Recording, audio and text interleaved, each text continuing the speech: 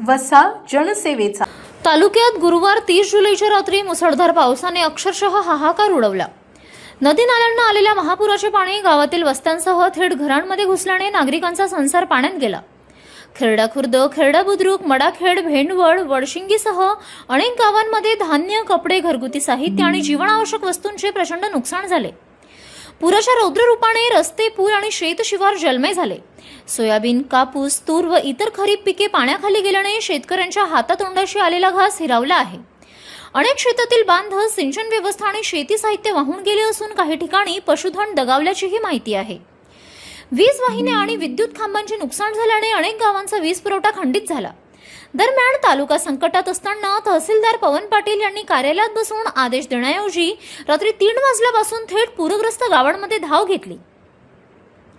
मुसळधार पाऊस, अंधार आणि धोकादायक परिस्थितीची पर्वा न करता त्यांनी प्रत्यक्ष पाहणी करून नागरिकांना धीर दिला। महसूल, आपत्ती व्यवस्थापन आणि संबंधित यंत्रणांना तातडीने मदत कार्य व पंचनामे सुरू करण्याचे आदेश दिले। त्यांच्या या कर्तव्यदक्ष आणि संवेदनशील भूमिकेचे सर्वत्र कौतुक होत आहे। यावेळी एनडीआरएफ पथक, मंडळ अधिकारी शिंदे, ग्रामसेवक संगीता शेजोड, तलाठी काडे आणि यांच्यासह स्थानिक कर्मचारी व नागरिक मोठ्या संख्येने उपस्थित होते। प्रशासनाने नागरिकांना नदी नाले व पूरग्रस्त पुलांपासून दूर राहण्याचे आवाहन केले आहे। खेरडा बुद्रुक, तालुका जळगाव जामोद, जिल्हा बुलढाणा येथील खेरडा बुद्रुक नदीला खूप मोठा महापूर आला आहे।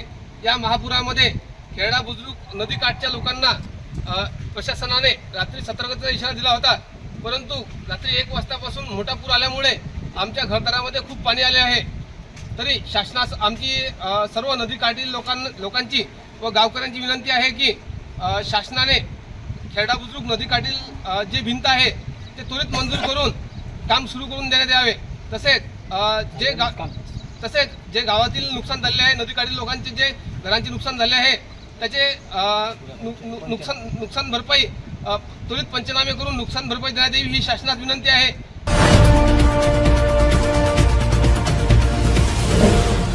सिटी न्यूज, वसा जनसेवेचा।